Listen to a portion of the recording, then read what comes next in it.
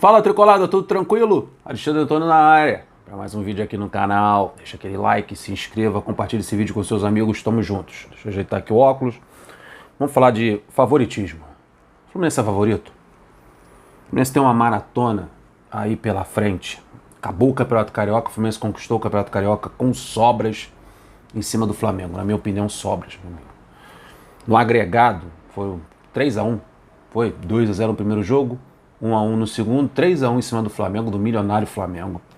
Isso traz alguns jornalistas, até treinadores, trazerem o Fluminense pro bololô ali dos times favoritos a conquistar o Campeonato Brasileiro. Mas não tem só o Campeonato Brasileiro. Tem Copa do Brasil, tem Copa Sul-Americana, que começa agora quarta-feira, contra o Oriente Petroleiro. Estamos no grupo com o Júnior Barranquilla. É uma competição internacional que é sempre complicada. Mas o Fluminense é favorito? O Fluminense tem elenco para isso? Vamos primeiro à maratona do Fluminense, que é bem complicadinha, porque já tem estreia do Campeonato Brasileiro contra o Cuiabá, contra o Santos. Depois tem contra o Cuiabá. O Fluminense vai pegar o Oriente Petroleiro nesta quarta-feira, dia 6 de abril, às 19h15, compra o seu ingresso. Depois o Fluminense estreia no Brasileirão no sábado, então joga na quarta, no sábado já tem o Santos, jogando no Maracanã, compra o seu ingresso. Depois a gente viaja para quarta-feira, enfrentar o Júnior Barranquilla. Depois a gente retorna para o Brasil, jogo do Brasileirão no sábado. Então, por causa da Copa Sul-Americana, jogo quarta, e por causa do Brasileirão no final de semana, quarta, domingo, quarta e sábado, o Fluminense vai estar sempre jogando. É Santos, Júnior Barranquilla, Cuiabá, depois tem Copa do Brasil, dia 19 de abril, contra o Vila Nova, no Maracanã, depois a gente pega o Internacional. Aí, meu amigo, tem que ter elenco. Tem que ter elenco para não sofrer essa maratona de quarta, domingo, Copa do Brasil, Copa Sul-Americana, Campeonato Brasileiro. Mas o Fluminense tem elenco para isso? O Fluminense tem elenco em comparação com os outros clubes brasileiros para conquistar mais títulos? Porque a gente fica com aquele gostinho bom na boca, né? No coração da gente. Você ser campeão estadual, ele dá uma motivação a mais, dá mais esperança. E da forma que nós fomos campeões não foi enfrentando qualquer um, foi enfrentando nosso maior rival, que dá mais ânimo ainda. E olhando para o elenco do Fluminense, você, na minha opinião, fica esperançoso, né? Tem muitas pessoas que comentam nos meus vídeos e me perguntam: o Fluminense é favorito? O Fluminense é favorito para o Brasileirão? O Fluminense é favorito para isso, para aquilo, para colar? E nesse vídeo eu quero trazer para vocês a minha esperança nesse elenco e porque eu tenho confiança nele. Para você dizer que o elenco é bom, para você dizer que esse elenco é favorito para as outras competições que tem no ano, você tem que ver as opções de banco. E eu acho que o Fluminense é um dos poucos times no Brasil que tem boas opções no banco de reserva. Começando pelo goleiro. Nós vamos começar pelo setor defensivo. Goleiro, nós temos o Fábio, como temos o Marcos Felipe. Se o Fábio não puder jogar, o Marcos Felipe joga. Teve até um certo revezamento no Campeonato Carioca. Para mim, se jogar o Fábio ou se jogar o Marcos Felipe, tanto faz. Para mim, o nível do gol do Fluminense, dos goleiros do Fluminense, não cai, sendo um ou outro.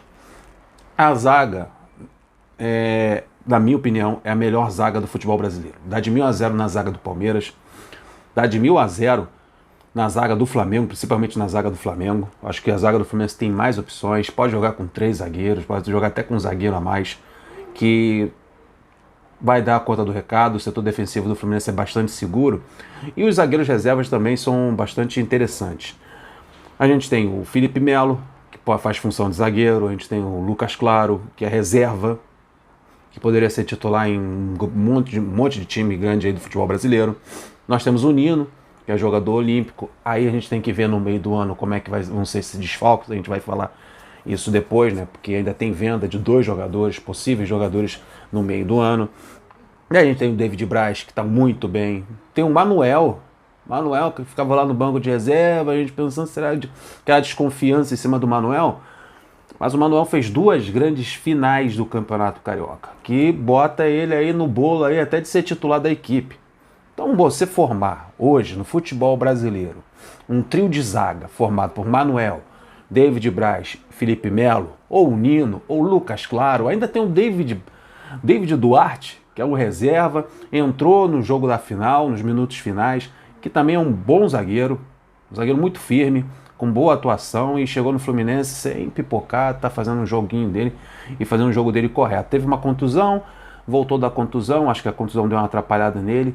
Tem condições também de ser um grande suplente, de ser até no futuro titular da zaga tricolor. Então, amigos, zaga não é problema pro Fluminense.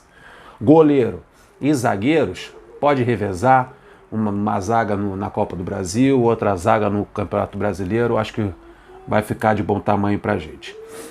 Agora vamos para o nosso setor, que é mais complicado, que é a lateral direita e depois a lateral esquerda. O que o Campeonato Carioca trouxe pra gente? Eu acho que na lateral direita o Fluminense precisa se reforçar. Eu acho que é o setor mais em alerta, em sinal vermelho pra gente, que é a lateral direita. Porque a gente tem o Calegari e a gente tem o Samuel Xavier, que não inspira, não traz confiança para nenhum torcedor do Fluminense. Acho que o Fluminense precisa trazer um lateral direito com urgência. Ou observar um pouquinho mais o Johnny, que joga nas categorias de base, joga no Sub-23, se o Johnny tem condições de ser um reserva imediato. Ou ir ao mercado e trazer um lateral direito com urgência. Acho que o Fluminense precisa se reforçar na lateral direita. Já na lateral esquerda, acho que o Cris e o Pineda, principalmente o Cris Silva, fez um bom jogo, um jogo bem correto nas finais do Campeonato Carioca. Parece que assumiu a titularidade. Acho que o Pineda pode fazer um revezamento, ser uma opção na lateral esquerda, numa Copa do Brasil, numa Copa Sul-Americana, que aí tem mais experiência com torneios assim. E o Marlon precisa ser utilizado ali na lateral esquerda, fez muito bem o ano de 2021. Fiquei feliz nesse último jogo em que o Marlon foi relacionado, isso mostra que o Abel pode ter mudado o seu direcionamento com relação ao Marlon. O Marlon precisa jogar, ele foi bem em 2021 porque não está sendo utilizado em 2022. Agora ali na posição de volante, é recheado. O banco de reservas do Fluminense, que faz com que esse elenco seja um elenco forte, principalmente na posição de volante. Você tem o André, que é titular, você tem o Felipe Melo, que é titular, você tem o Martinelli, que fica revezando entre a titularidade e o banco de reserva, você tem o Nonato, que é um baita de um volante. Você tem também garotos da categoria de base que foram emprestados no Campeonato Carioca, que estão retornando, que é o caso do Alexander, que estava na Sub-20, na seleção Sub-20. O caso do Wallace também, que pode fazer essa função de volante. Vários jogadores na posição de volante. Acho que a posição de volante do Fluminense é a posição mais reforçada do elenco tricolor. Tanto os titulares como os reservas podem muito bem fazer a posição de titular ou ser opção no banco, que reforça muito aquele setor. Ainda tem o Wellington, né? Mas o Wellington é para determinado esquema, para você fechar os espaços, na qualidade dele em comparação com os outros. André, Martinelli, Nonato, Felipe Melo, ele fica muito bem abaixo, até abaixo dos garotos lá do Sub-20. Volante não é problema. Aí a gente vai um pouquinho mais à frente para o meio de campo. A gente tem o Ganso, tem o Natan, que ainda não foi utilizado. A gente precisa ver, o Natan tem contrato com o Fluminense até dezembro, pô. Daí como é que fica? Tem que ser utilizado. Vai ficar até dezembro no banco de reserva. Temos 2 meias armadores. O Ganso, graças a Deus, despertou depois de um sono profundo, desde a época lá do Santos, né? Ele teve uma boa apresentação também no São Paulo, e foi bem no São Paulo. Mas o Ganso despertou, estava jogando bom futebol, vários memes, vários vídeos, com toques de classe, negócio todo. Graças a Deus nós ganhamos, mesmo estava tanto tempo no elenco, só agora que nós ganhamos um meia armador. Só agora que o Ganso veio mostrar o seu bom futebol. Nós temos um camisa 10 para organizar o meio de campo. Isso é mais um fator que nos faz ter ânimo e confiança para essa temporada de 2022, porque são poucos times no Brasil que tem um meia armador, um camisa 10 que organiza o meio de campo como o Fluminense tem, né? Tem até musiquinha falando que o Ganso joga mais que o Arrascaeta. Aquela musiquinha que cantamos pro Ganso no aeroporto, falando que ele era melhor do que o Arrascaeta, que o Arrascaeta não jogou com o Neymar, agora está se confirmando. Poucos times do Brasil, acho que nenhum, tem um camisa 10 com tanta classe, com tanta categoria como o Ganso. E o Natan também precisa ser observado. Aí no ataque, isso é certo, isso é fato notório, né? Como o presidente gosta de falar, é público e notório. O Fluminense precisa de um centroavante. O JK está voltando agora de contusão, é uma belíssima opção para a função de 9. O JK sabe fazer gol, o JK sabe se movimentar pelos lados do campo, é um grande reforço, basta o JK ter a cabeça no lugar ter a consciência, ser mais profissional, que ele vai ser um grande reforço, vai ser uma grande opção de banco pro Germancano. O Germancano já está indo no caminho aí da idolatria. O camarada faz 3 gols no Flamengo numa final, faz um gol nos 47, 50 minutos. Numa semifinal contra o Botafogo, aí você não vai dizer que esse cara tá no caminho certo para se tornar ídolo. Se não já é ídolo, já tem copo do Germancano e o caramba 4 aí na loja do Flu para vender. Então, centroavante nós temos. Temos o Fred para entrar no segundo tempo para fazer a baguncinha dele, os tumultos dele, está em final de carreira. E temos o John Kennedy. E também temos o William Bigode, porque não dá para utilizar mais o William Bigode jogando pelos lados do campo, porque ele não é puxador de contra-ataque. Eu acho que o William Bigode tem que ser trazido pelo Abel e pensado pelo Abel para fazer a função do falso 9, ser uma sombra, ser um reserva para o Germancano.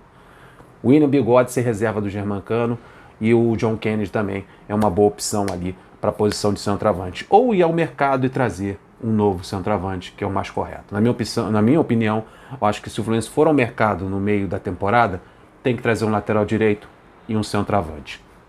Quem sabe um jogador de lado do campo. Porque a gente pode muito bem perder o Luiz Henrique no meio do ano. Pode bem perder, não. Perderemos, porque já foi vendido. O Luiz Henrique, que é uma opção pelo lado do campo. Também podemos perder o Nino ou perder o André. Mas o Nino tem como repor, com próprios jogadores que estão no elenco. Como eu falei, é um banco de reservas na zaga, bem recheado de bons jogadores. Como também na posição de volante, sobe o Wallace, sobe o Alexander, eu acho que tem como repor ali na posição de volante. Já no ataque, a gente tem o Matheus Martins, que é um jogador que joga pelos lados do campo e tem tido chances com o Abel Braga, tem frequentemente sido relacionado nos jogos do Fluminense, eu acho que ele viu qualidade nesse jogador. E também tem o Gabriel Martins, né? O Gabriel Martins e o Matheus Martins.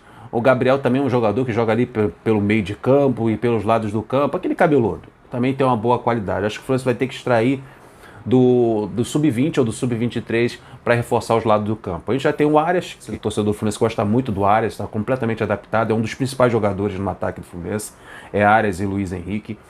A gente tem até o próprio Bigode, em algum sistema, fazer a função de segundo atacante. A gente tem o Matheus Martins, como eu falei, o Gabriel Martins e tem mais o quê? Caio Paulista para apostar, o Caio Paulista jogando pelos lados do campo? Pode ser.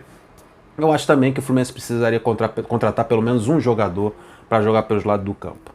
Então, no geral, contando com zaga, contando com meio de campo, volantes, meias armadores e atacantes, eu acho que o Fluminense deveria pelo menos priorizar a contratação de um lateral direito, de um centroavante e de um atacante que jogue pelos lados do campo. Aí para deixar a máquina azeitadinha, como diziam os antigos. Mas no geral, na minha opinião, acho sim, concordo que o Fluminense é um dos favoritos para o Campeonato Brasileiro. Porque essas ausências, esses pontos fracos no elenco, como eu citei, lateral, centroavante, jogador de lado de campo, e principalmente as saídas no meio do ano, que certamente acontecerão para sanar dívidas do Fluminense, acho que todo elenco tem. O Flamengo também precisa contratar urgentemente zagueiros decentes. Acho que o Palmeiras também tem sua fragilidade, principalmente na posição de centroavante. Todos os clubes têm setores em deficiência que precisam contratar ou repor algum jogador que possa vir a sair. E o Fluminense não é diferente. Mas, no geral, o Fluminense, sim, é favorito. Na Copa Sul-Americana, na Copa do Brasil e no Brasileirão tem condições de conquistar um título, principalmente pela experiência do elenco, por ter jogadores que atraem títulos, né? Parece ter um imã para ser campeão. O Fluminense estava há 9 anos sem conquistar título, contratou um monte de jogador campeoníssimo, os camaradas foram campeão carioca. Então é isso aí, confiança lá em cima. E vamos aí, quarta-feira tem Sul-Americana, logo em seguida no final de semana, Campeonato Brasileiro, aí o show tá começando. Um abração, até o próximo vídeo. Flui!